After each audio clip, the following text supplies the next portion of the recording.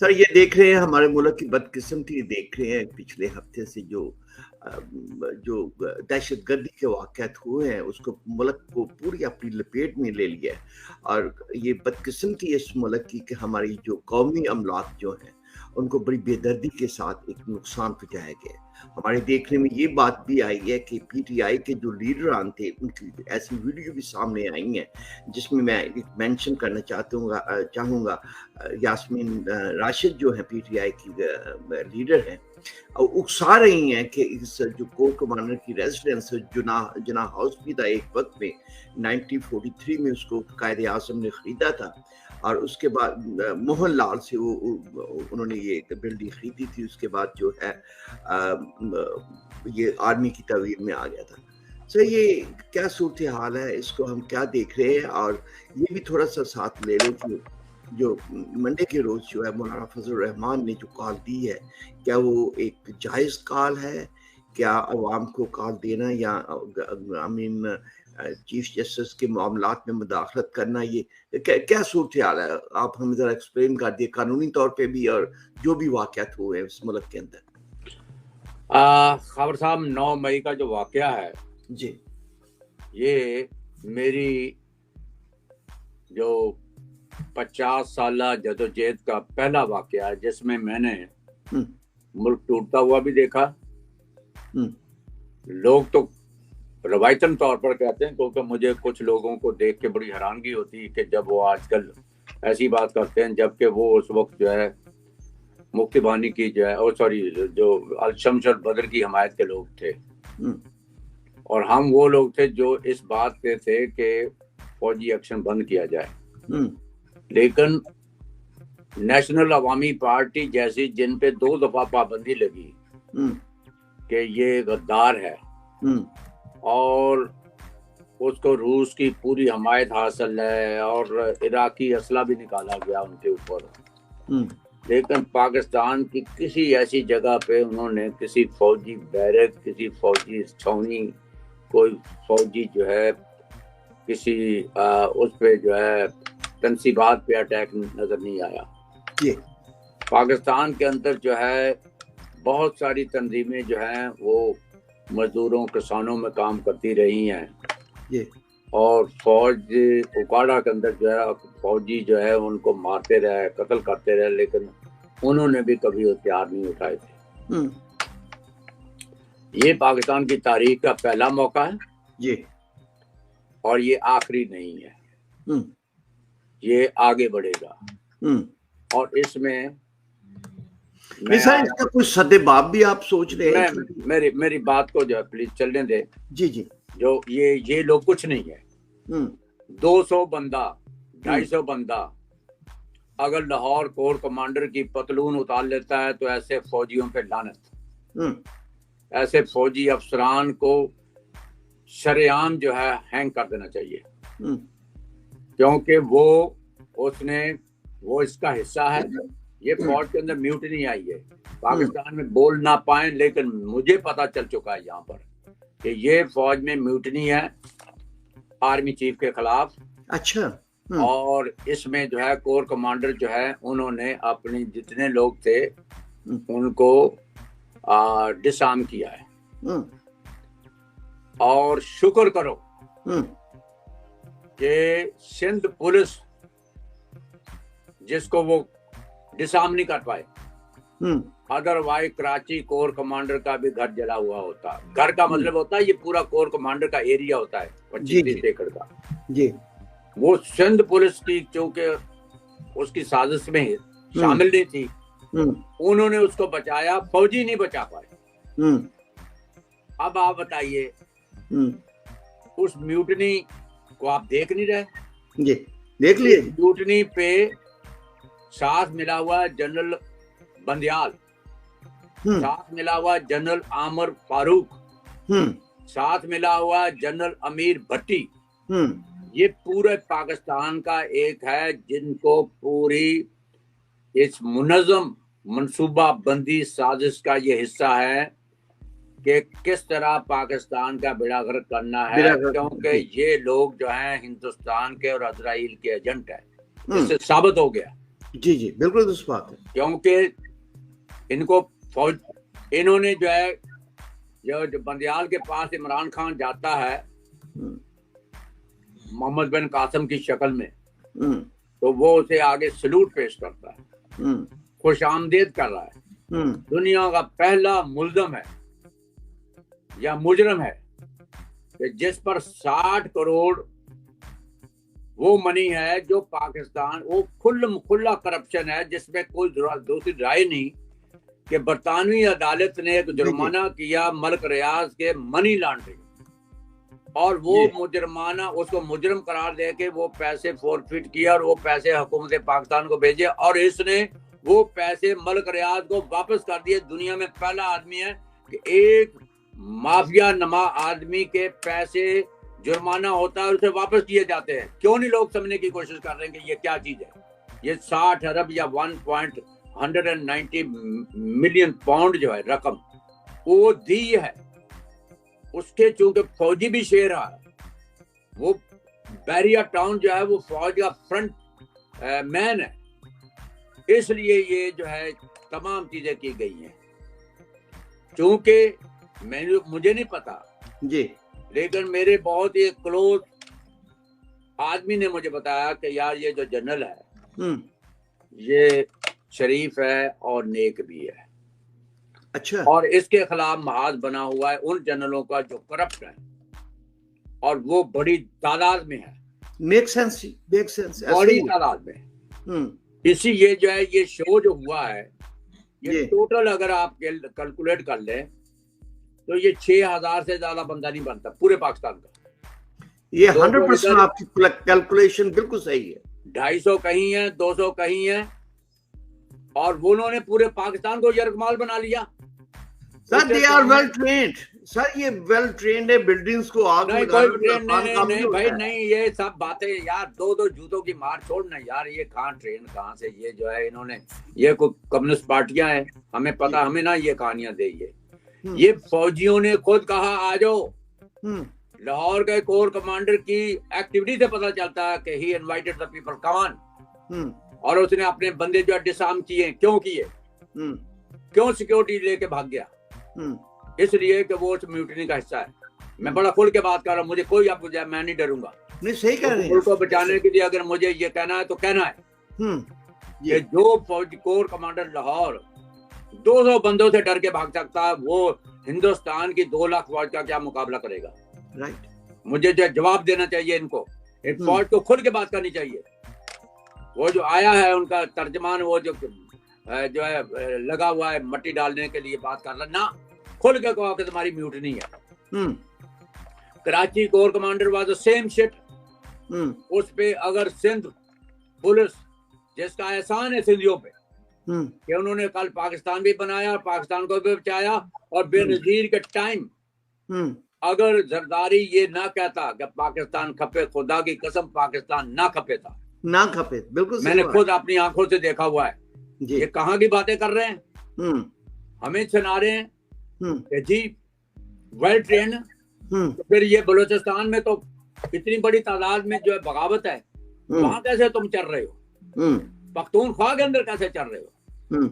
वहां तो तुम टीटीपी के साथ लड़ते हो, वहां तुम कामयाब हो, बलूचिस्तान में कामयाब हो, पंजाब में क्यों नहीं? जहां पर बहुत बड़ी बातें निकल रही हैं। ये वाकया जो है इसने पाकिस्तान की जड़ें हिला दी हैं। बिल्कुल। इसने लोगों को, एक तबका ऐसा है जो जनाब मिठाइयां बांट रहा है इन कोर कमांडरों की दौड़ पर, वो मिठाइयां बांट रहा है इसका पीटीआई का। हमें न सुनाओ आप। और उसको किस तरह जो है रिलीफ मिला। सुप्रीम कोर्ट कहता आइए जनाब, आपको हम अपना मेहमान बना दिया। आज तक जो है देखो ट्रंप जो है यहाँ पेश होता कोर्ट तो राइट वे उससे हथकड़ी बनाई गई। और वो किसका है? सुपर पावर का प्रेसिडेंट रह चुका है, सुपर पावर का। बिल्कुल हथकड़ी बनाई, और इसको जो है वहां पर भगत की गई और कहा हम आप हमारे मेहमान खाने में रहिए और कोई तकलीफ ना पहुंचे। कल और साथ ये भी कहा दिया अगर किसी ने इनकी तरफ छींक के भी देखा यानी आप देखिए कि जनरल इमरान, ये जो है बंदियाल है, ये जज नहीं है, वो वार्निंग दे रहा है। लाहौर हाई कोर्ट उसे कहता है कि तुम्हें हम जो है ताहयात जमानत दे रहे हैं कि तुम कत्ल करो, तुम गद्दारी करो, तुम पाकिस्तान को जो इंडिया के हाथ में बेच दो, इजराइल के हवाले कर दो, न्यूक्लियर बेच दो, जो चाहे करो, तुम पर मैं तो इसे कहता हूँ जी लाइसेंस टू किल। 17 मई तक उनको कहा कोई मुकदमा नहीं बनेगा, और अमीर भट्टी कहता कोई बात नहीं, अब मेरे पास आ गए हो, कोई को जो चाहे करो, फौजियों को मारो। कोई मुझे बताओ इस लूट मार जो कुछ हो इसमें कोई फौजी मरा है? मुझे बताइए खबर साहब, कोई फौजी मरा है? नहीं जी, बिल्कुल कोई बात। मैं पर्दा इसलिए उठा रहा हूं कि आपकी कोर कमांडर के जो जगह हैं वो तो खाली हो गई, फौजी एक नहीं मरा। ये है साजिश जिसका बहुत बड़ा जरूरी है, और ये कौन करना चाहिए? ये आर्मी चीफ को करना चाहिए। इसको जो है ये देख लो, अदरवाइज तुम अब जो है तुम्हारा हशर वो होगा कि तुम्हारी गाड़ियां चलते हुए लोग जो हैं इसको मारेंगे, पत्थर मारेंगे, तुम्हें मारेंगे। अब तुम फंस गए। क्यों बचाया भाई? बंगाली को तुमने कत्लेआम किया, सिंध के ऊपर जो है सिंधियों के ऊपर तुमने हेलीकॉप्टरों से जो है गोलियों की बरसातें की, बलोचों को तुम कत्लेआम कर रहे हो। या पंजाब के अंदर तुम्हारे जो है वो तुम्हारे जो शोहदा है उनकी कब्रों के ऊपर वो लाते मार रहे हैं।